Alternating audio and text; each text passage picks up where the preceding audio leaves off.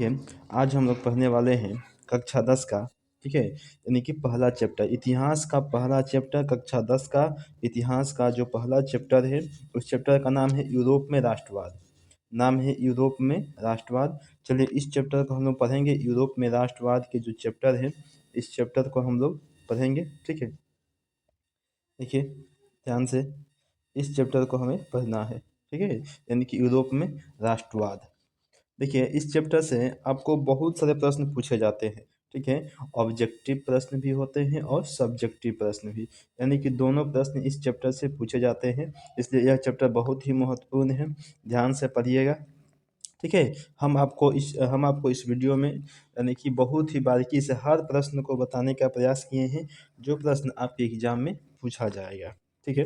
चलिए हम लोग शुरुआत करते हैं। देखिए इसका जो पहला प्रश्न है, कहता है कि राष्ट्रवाद क्या है। पहला प्रश्न है कि राष्ट्रवाद क्या है, ठीक है।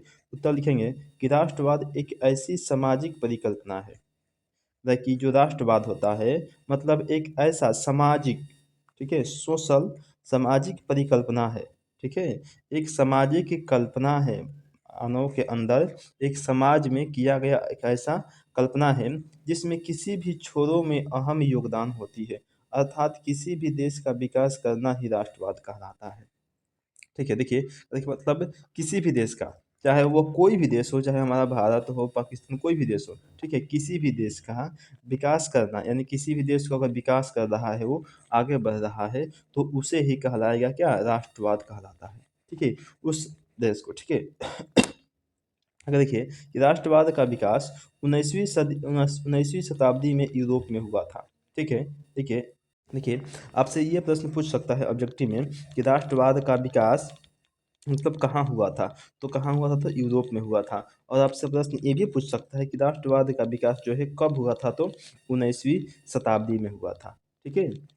यानी कि आपका यहाँ से एक प्रश्न, यहाँ से आपका दो प्रश्न ऑब्जेक्टिव का बन जाएगा और एक प्रश्न आपका सब्जेक्टिव का यहाँ से बन जाएगा, ठीक है। चलिए देखिए देखते हैं हम लोग अगला प्रश्न। देखिए दूसरा का जो प्रश्न है, कहता है कि 1789 ईस्वी के फ्रांस की क्रांति का मुख्य कारण क्या है।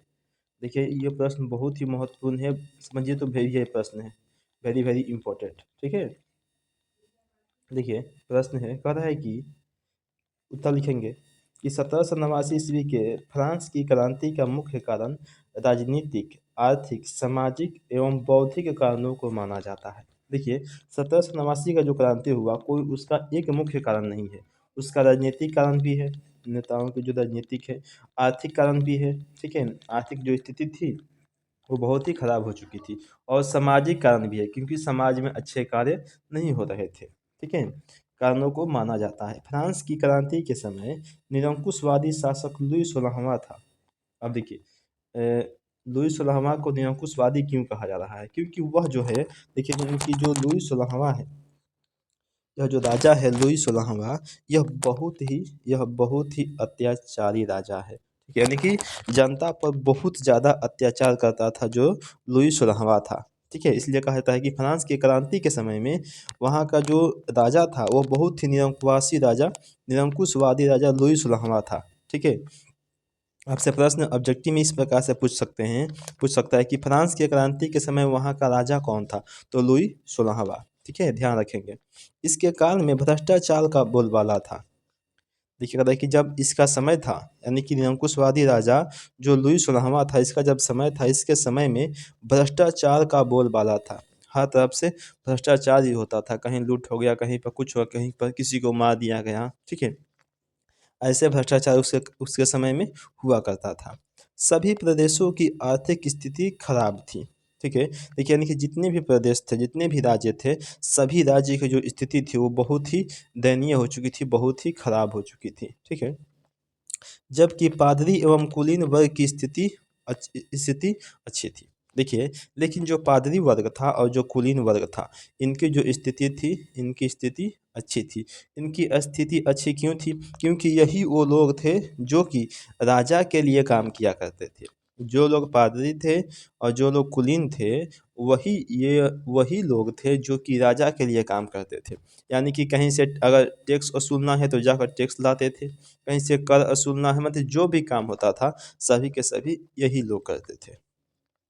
इस क्रांति के मार्ग को वाल्टियर तथा रूसो तथा मोंटेस्क्यू ने आगे बढ़ाया था।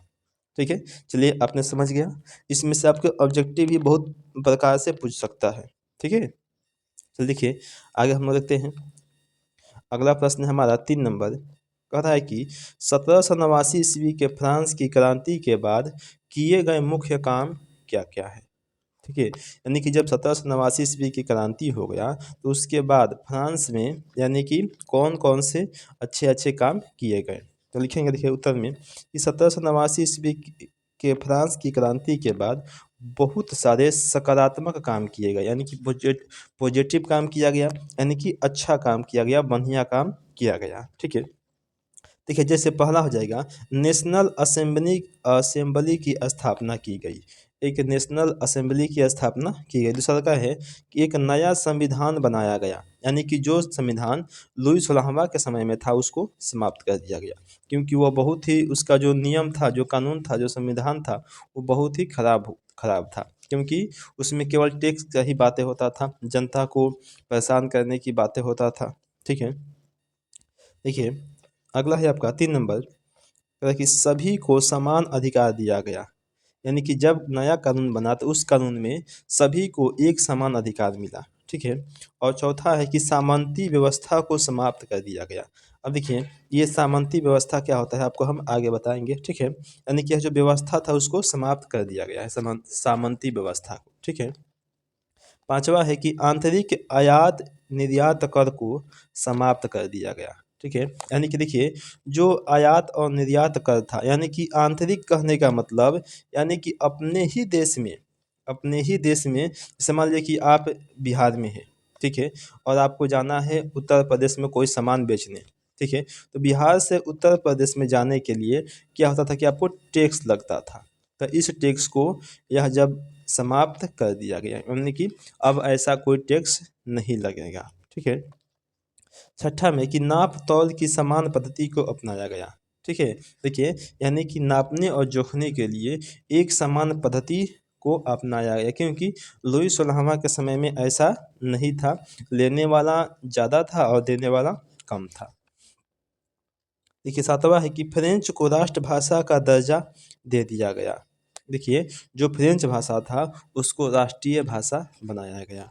ठीक है, 8 नंबर है कि अपना एक अलग राष्ट्रगान बनाया गया। ठीक है, अब क्या किया इसने कि अपना एक अलग से राष्ट्रगान बनाया, जैसे हमारा राष्ट्रगान है। ठीक है, वैसे ही इसने एक अलग से अपना राष्ट्रगान बनाया।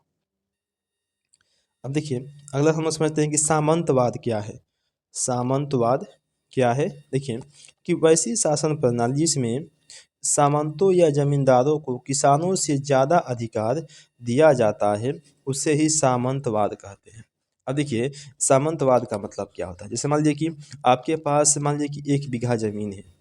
आपके पास 1 बीघा ज़मीन है, तो यह जो ज़मीन है, इस ज़मीन का भले यह ज़मीन आपका है, लेकिन इस ज़मीन का वास्तविक मालिक कौन होता था? राजा होता था। ठीक है, यानी कि आप इस ज़मीन पर जो भी अन्न उपजाएंगे, जैसे मान लीजिए कि आपने गेहूँ बोया। ठीक है, और उस गेहूँ में जितना भी अन्न होता था, जितना भी आपसे मतलब जितना भी उसमें अन्न हुआ, जितना भी अन्न हुआ वो सभी अन्न राजा लेकर जाता था। ठीक है, अब वह राजा के ऊपर था कि आपको वह कितना अन्न आपको देगा आपके खाने के लिए। बाकी सब के सब राजा लेकर चला जाता था। ठीक है, यानी कि ज़मीन आपका है, खेती आप करेंगे और वह सभी के सभी जितना भी अन्न है वह सभी के सभी राजा लेकर जाएगा। ठीक है, ऐसा था। अगर देखिए आगे आपका कि मध्यम वर्ग से आप क्या समझते हैं। ठीक है, कि मध्यम वर्ग से आप क्या समझते हैं। देखिए लिखेंगे उत्तर कि समाज में रहने वाले वैसे लोग जो अपना जीवन निर्वाह छोटे छोटे व्यापार और नौकरियों के माध्यम से करते हैं उसे ही मध्यम वर्ग कहा जाता है। देखिए यानी कि समाज में रहने वाले वैसे लोग जो अपने जीवन को निर्वाह करने के लिए, यानी कि अपना रोजी रोटी चलाने के लिए छोटे छोटे व्यापार करते हैं, मजदूरी कर लिए, एक छोटा सा दुकान खोल लिए, ठीक है, तो वो सभी लोग को मध्यम वर्ग कहा जाता है। ठीक है, समझ गए होंगे। चलिए आगे चलते हैं। अगला प्रश्न है आपका कि सर्वहारा वर्ग से आप क्या समझते हैं, मतलब कि जो सर्वहारा वर्ग है उससे आप क्या समझते हैं। ठीक है, देखिए तो उत्तर लिखेंगे कि समाज में रहने वाले वैसे लोग जिसमें गरीब, किसान, मजदूर शामिल होते हैं उसे सर्वहारा वर्ग कहते हैं। जिसके पास पूंजी का अभाव होता है तथा जिसकी स्थिति दयनीय होती है वे सभी के सभी सर्वहारा वर्ग में आते हैं। ठीक है, यानी यह कहने का एक ही मतलब है कि समाज में रहने वाले वैसे सभी लोग, जो लोग या तो बहुत गरीब हैं, या तो वो गरीब है, या तो वो किसान है, या तो वो मजदूर है। ठीक है, ये सभी लोग यानी कि सर्वहारा वर्ग में आते हैं, यानी कि सभी जगह से हारा हुआ, क्योंकि किसान को कोई नहीं सुनता था। ठीक है, गरीब मजदूर को कोई नहीं सुनता था, गरीब को भी कोई नहीं सुनता था।